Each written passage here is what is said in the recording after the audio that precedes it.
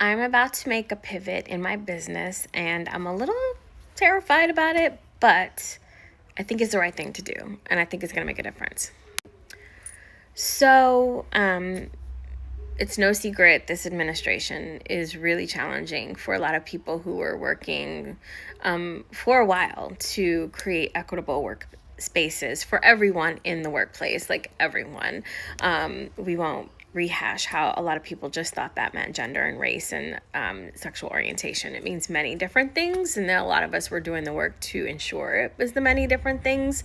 Some companies right now literally just either don't have the money to continue to do this work, or they're terrified and so they don't want to literally have a target on their back.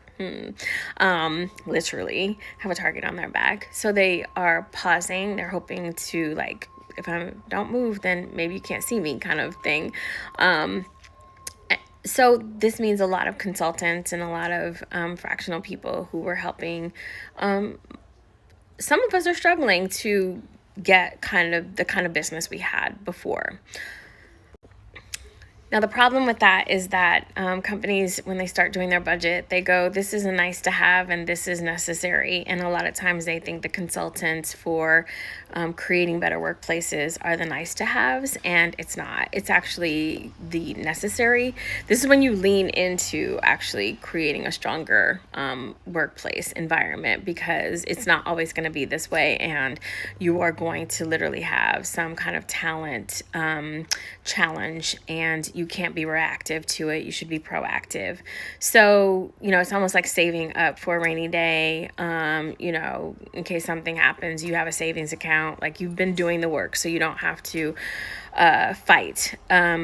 And people will stay, people will be more engaged, you'll have a stronger business, all of those things. But it's hard to convince people that when they are in survival mode. Some companies are literally fighting to stay open. So I completely get it, but this is the time to use us more, and that's just not happening. So for me, this means I have been thinking about other creative ways to be able to do something.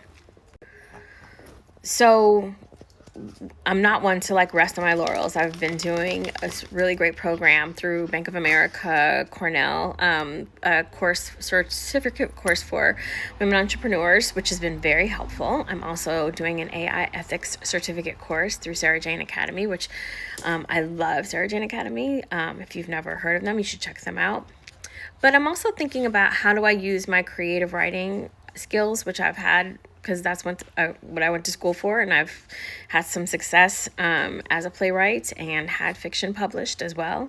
So for me, I'm trying to think about how can I merge the worlds together, and my workplace resource, the way we build, needs some help. So the way in which I'm pivoting is we've had, I think, 3 solid issues of the way we work. And listen, I've tried my best to make them helpful and informative, to have better conversations in the workplace, all of that. But I think, one, they're too long. I think it's really helpful information, but I don't think people have the time to dig deep into long form content right now. So I'm going to do something that's a little different. For many years, a lot of my friends in HR, we've always been like, man, this is such a great story. Oh, I'm covering up James Baldwin. Sorry. Man, that's a good story. I wish we could tell that story, but it's a compliance issue. Either it's HIPAA, which means we can't talk about people's medical backgrounds or anything you disclose at work, or we just frankly don't spill people's personal business like that, especially if you're being specific to who the person is. You could be very general and be like, I worked with this person once who XYZ, but you'll never be like Tina in accounting. You know what I mean? You just don't do that, because it's just, it's a violation of privacy, which, I know there's some HR people out there who don't give 2 shits about that, but I know most of the ones I know do. So we don't really talk about people's business like that.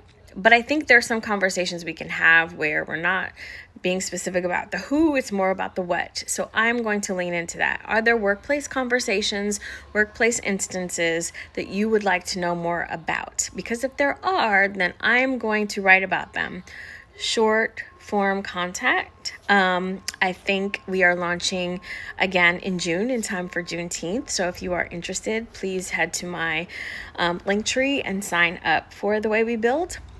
And then you will get a brand new issue of that. But, this is the time to play. I'm very fortunate. I'm a solopreneur right now. I'm doing okay. But I can experiment and I can just sort of see what works. It's a long journey. If anyone is listening to Confessions of a Female Founder like I am from Megan Sussex, I think it's really timely for a lot of people to talk about what it takes to build a business. It's not for the weary. So come along with many of us on this journey and let me know if there's a workplace conversation you want to read about. Thanks for taking this ride with me.